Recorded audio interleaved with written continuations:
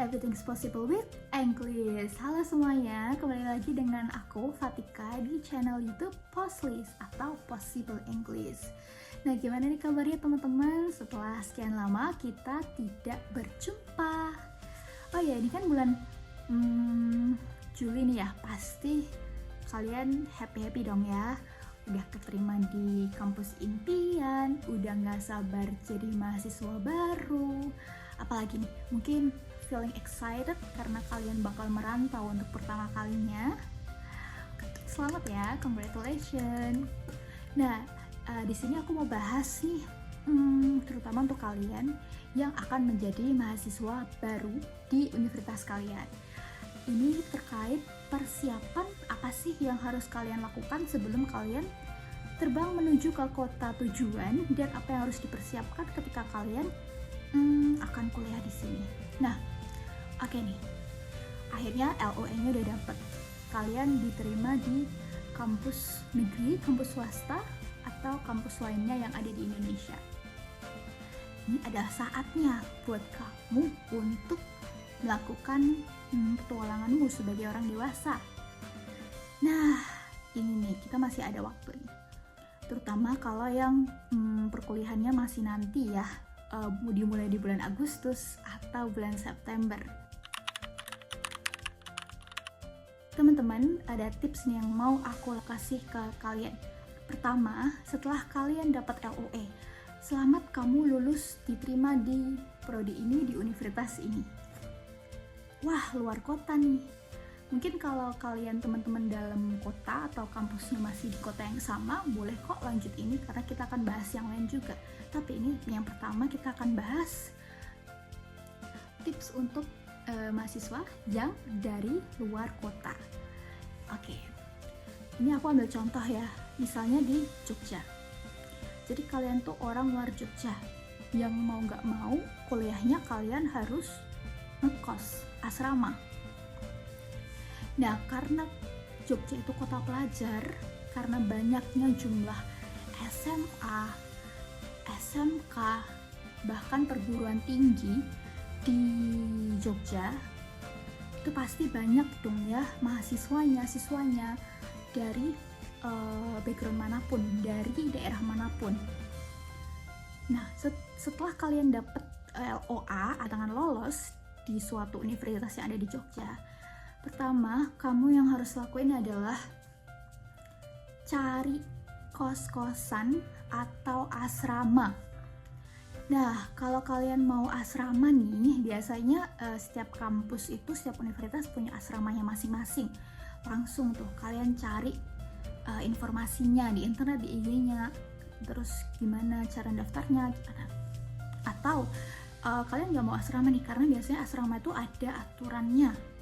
Ya, setiap kampus pasti beda-beda aturannya kalau untuk asrama, apalagi asrama yang disediakan dari kampus. Kalian mau nyari yang ngekos, nah kalian harus cari kos-kosan dulu. Kenapa? Kalau kalian cari kos-kosannya nanti aja, pas aku udah mau ke Jogjanya, itu salah satu jawaban yang tidak boleh kalian lakukan. Karena apa? Di kos-kosan di sini tuh banyak banget, tapi jumlah mahasiswa juga banyak. Jadi kalau kalian gak mau rebutan atau cari kos-kosan, mungkin aku mau kos ini dekat dari kampus, ternyata pas kesana, mohon maaf, kos-kosan sudah penuh. Ya, kalian harus jauh-jauh dari hari dong untuk cari kos-kosan. Nah, ada dua cara yang bisa kalian lakukan.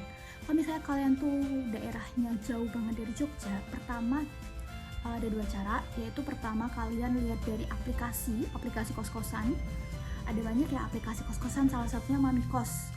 Atau kalau misalnya kalian ngerasa kayak ada yang kurang di Mamikos, kalian bisa cari melalui Google Maps. Karena kalau di Google Maps itu biasanya sudah ada nama-namanya, kayak ini kos ini, kos ini, kos ini. Terutama kalian bisa ngukur nih, kos ini tuh jaraknya deket sih sama kampusku, jaraknya deket sama gedung fakultasku, sini aja kali ya.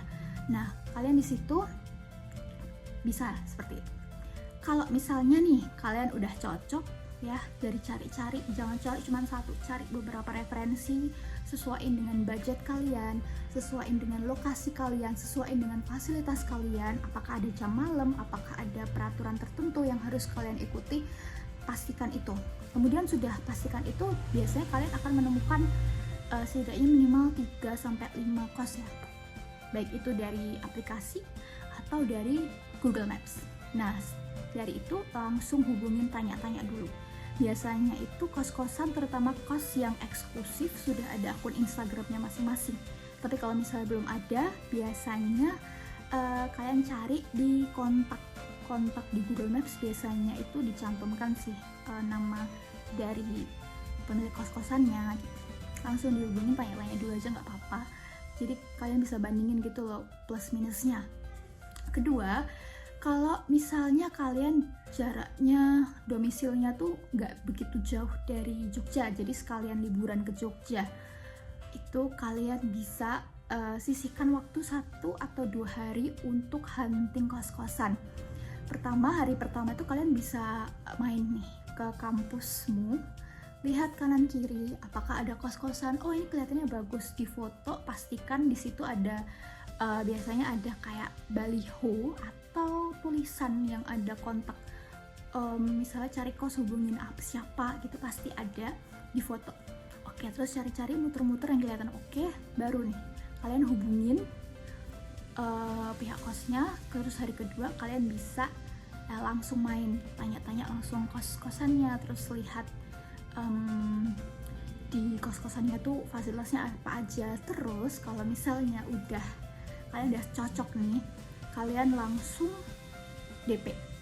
Karena apa? Biasanya kalau kalian nggak DP, kos incaran kalian tuh langsung diambil gitu loh sama calon mahasiswa lain gitu. Apalagi mereka yang udah bayar duluan, nggak apa-apa DP dulu, nanti negonya tergantung ya. Misalnya kalau kalian mau nego, Bu ini kami DP sekian, untuk pelunasannya saat saya sudah di Jogja misalnya, seperti itu. Oke, itu ya tadi pertama untuk cari kos-kosan. Kalian itu biasanya akan ada technical meeting. Jadi setelah kalian di-invite ke grup mahasiswa baru, kalian itu nanti ada undangan technical meeting, itu wajib datang. Dan selain wajib datang, karena apa? Karena di situ kalian akan ditentukan kelompok-kelompoknya siapa aja. Kayak kelompokmu besok itu siapa aja saat ospek. Kemudian perkenalan juga sama kakak-kakak panitia. Dan biasanya tuh di setiap kelompok ada satu LO. Jadi panitianya juga, tapi dia itu menjadi LO yang akan mendampingi kalian suka dukanya bareng kalian, dan yang akan membantu mengerjakan tugas-tugas ospek. Jadi biasanya itu kan ada tugasnya ya.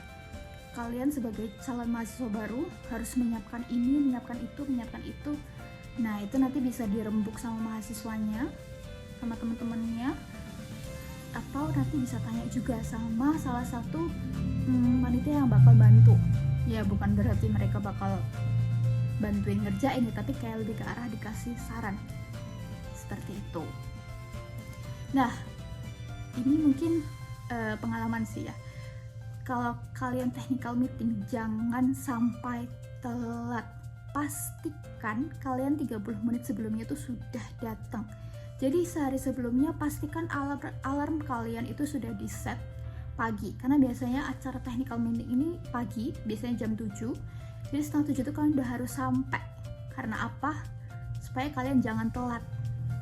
Ini pengalamanku dulu sih. Jadi waktu aku mahasiswa baru, acara technical meetingnya jam 7. Aku jam 7 kurang 15 itu baru bangun, dan akhirnya telat. Untungnya sehari sebelumnya itu aku udah tahu ruangannya di mana, gedungnya di mana. Jadi ya langsung ke sana. Langsung ke gedungnya. Walaupun akhirnya telat, jadi bahan tontonan dan juga nggak dapat tempat duduk, aku akhirnya duduk lesehan di lantai di depan sendiri. Ya itu malu banget sih. Terus ya, tips selanjutnya adalah jangan lupa untuk survei lokasi sehari sebelumnya. Jadi nih, misalnya tanggal 1 Agustus itu kalian ada technical meeting. Jadi tanggal 31 Juli atau tanggal berapapun itu sudah harus survei lokasi dulu. Lokasinya di mana ini? Pertemuannya di mana?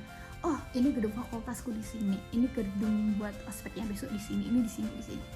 Jadi pastikan seperti itu. Dan hal ini juga berlaku ketika kalian akan menjalani perkuliahan pertama. Pastikan kalian sudah tahu ya gedung kuliah kalian di mana, gedungnya di mana, terus ruang kelasnya itu di mana. Karena kalau kalian telat saat hari pertama kuliah, saat kalian bertemu dosen pertama kali, itu bisa menjadi impresi yang buruk. Terutama biasanya dosen bakal langsung inget, oh ini kamu ya yang telat kemarin pas hari pertama masuk itu. Seperti itu. Kalian gak mau kan dikenal sama orang-orang terkait ketelatan kamu, enggak kan? Nah, seperti itu. Nah, mungkin ada banyak lagi sih, tapi karena video udah cukup lama, maka kita bahas sampai sini dulu ya. Kalau misalnya ada pertanyaan, jangan lupa tanyakan di kolom komentar. Oke, jangan lupa like, comment, and subscribe. Itu dulu ya teman-teman dari aku. Oke, bye. Everything is possible with English. Bye-bye.